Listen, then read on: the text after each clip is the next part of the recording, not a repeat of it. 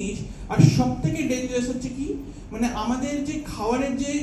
Contamination, মানে আমাদের, আমি তো এটাই বললাম না, আমাদের স্পেশালি ভারতবর্ষতে আমাদের রেগুলেশনটা এতটাই কম হয় যে আজ আমরা যে নর্মাল যে আমরা যে খাবার আনাচ্ছি, মানে হচ্ছে যে কোনো একটা আমরা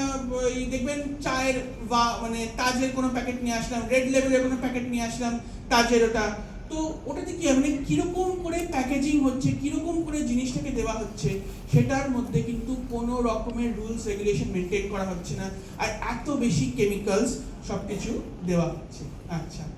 ব্যালেন্স মাত্রা যেটাতে আমরা ন্যাচারালি সব কিছু কনজিউম করি, বাট আজকাল আমাদের রিয়ালিটি কি?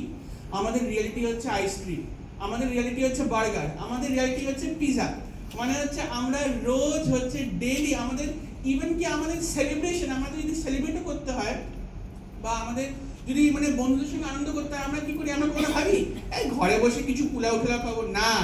বাইরের থেকে বিরিয়ানি আনিয়ে ঘরে আনিয়ে তারপরে খেতে হবে। তো এরকম একটা রিয়ালিটি হয়ে যাচ্ছে যে